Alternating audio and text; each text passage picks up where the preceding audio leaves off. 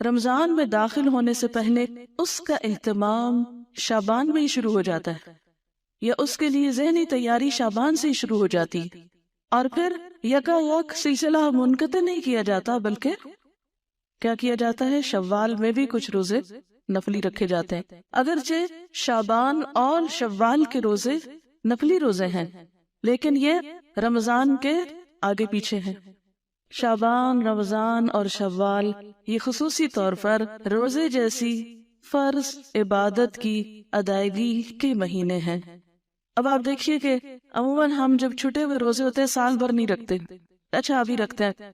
حضرت عائشہ رضی اللہ تعالیٰ عنہ کے ساتھ بھی ایسے ہی ہوتا تھا، وہ عموماً اپنے قضا روزے جو تھی وہ شعبان میں رکھتی تھی کہ اب اگلے سے پہلے پچھلا قرضہ چکا لوں۔ تو اسی طرح شعبان میں کچھ تیاری ہوتی ہے رمضان کی، پھر رمضان میں روزے رکھنے کے بعد اتنا دل لگ جاتا ہے روزوں کے ساتھ کہ رمضان ختم ہونے کا سب کو افسوس ہوتا ہے۔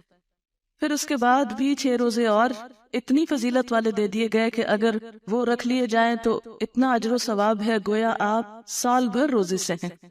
تو انشاءاللہ تعالی رمضان کی فضیلت اور برکت تو آپ رمضان سے پہلے سنیں گے ہی، اور مزید اپنے آپ کو تیار کریں گے، لیکن اس عبادت کے لیے یعنی روزے جیسی عبادت کے لیے شعبان کے مہینے میں بھی اس طرف متوجہ ہونے کی ضرورت ہے، اور تبھی آپ متوجہ ہوں گے جب آپ اس کی فضیلت اور اہمیت کو سمجھیں گے۔ اس مہینے میں نبی صلی اللہ علیہ وسلم سے جو عمل ثابت ہے وہ کیا ہے؟ روزوں کی کثرت۔ حدیث میں آتا ہے، ترمذی کی حدیث ہے، حضرت ام سلمہ رضی اللہ تعالی عنہا فرماتی ہیں، ما رأیت النبی صلی اللہ علیہ وسلم یصوم شہرین متتابعین الا شعبان و رمضان۔ میں نے رسول اللہ صلی اللہ علیہ وسلم کو 2 مہینے پے در پے یعنی مسلسل روزے رکھتے ہوئے نہیں دیکھا سوائے شعبان اور رمضان کے، یعنی اس میں آپ کیا کرتے تھے؟ کنٹینیوسلی روزہ رکھتے تھے۔ حضرت اسامہ بن زید بیان کرتے ہیں، میں نے عرض کیا، اے اللہ کے رسول صلی اللہ علیہ وسلم، میں آپ کو کسی مہینے میں سوائے رمضان کے اتنے روزے رکھتے ہوئے نہیں دیکھتا جس قدر روزے آپ شعبان میں رکھتے ہیں۔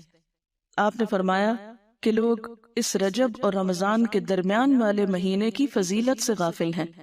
لوگ رجب اور رمضان کے بیچ والے مہینے کی فضیلت سے غافل ہیں، وہ اس مہینے کی پرواہ نہیں کرتے، قدر نہیں کرتے، حالانکہ اس مہینے میں لوگوں کے اعمال اللہ کے سامنے پیش کیے جاتے ہیں، اور میری چاہت یہ ہے کہ میرے اعمال اللہ تعالیٰ کے سامنے روزہ داری کی حالت میں پیش ہوں، یعنی جب اللہ تعالیٰ کے سامنے پیش ہوں تو میں روزے کی حالت میں ہوں۔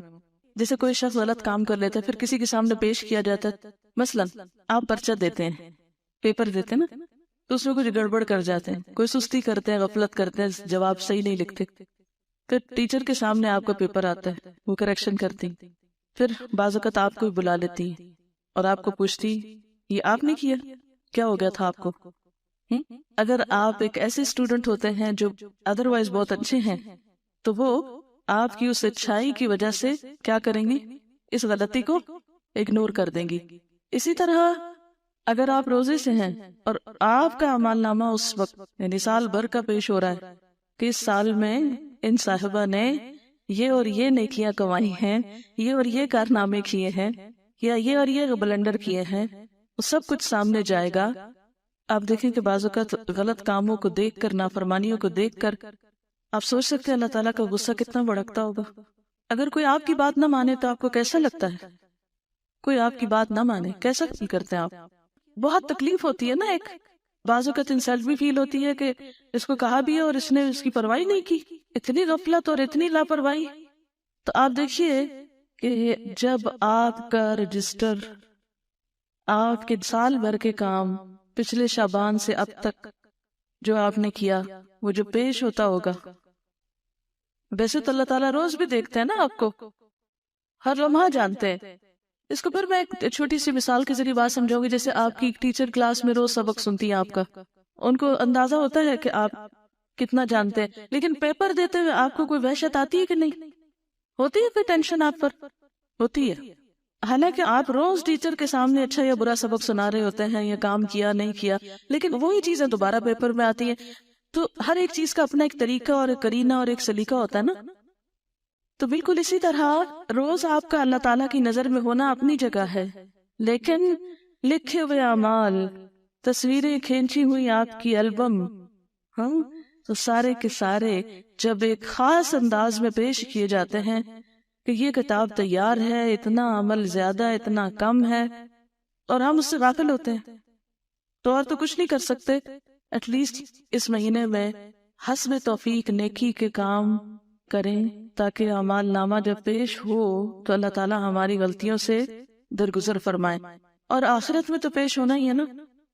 یومئذ تعرضون لا تخفی منکم خافیہ، اس دن تم پیش کیے جاؤ گے، تمہاری کوئی چھپی ہوئی بات بھی چھپی نہ رہے گی۔ جو آج دنیا میں چھپا ہوا ہے نا، وہ وہاں چھپا نہیں رہے گا۔ اور نبی صلی اللہ علیہ وسلم اپنے اعمال نامے کے پیش کرنے کے لیے کیا پسند کرتے تھے کہ اس حال میں ہو کہ میں روزے میں ہوں۔ اللہ تعالیٰ کے سامنے تو ہم کوئی بہانہ بھی نہیں کر سکتے، بس اللہ تعالیٰ کو کیا مطلوب ہے، ہمارا دل کدھر رجوع کر رہا ہے، ہماری سوچ کدھر ہے، ہمارے دل میں اس کی محبت کتنی ہے، اور ہماری ایفرٹ کیا ہے، اور ہم کتنا رجوع کرنے والے ہیں۔ اور بنیادی طور پر اللہ تعالیٰ کو آپ سے بندگی مطلوب ہے، عاجزی مطلوب ہے کہ آپ اس کے بن جائیں۔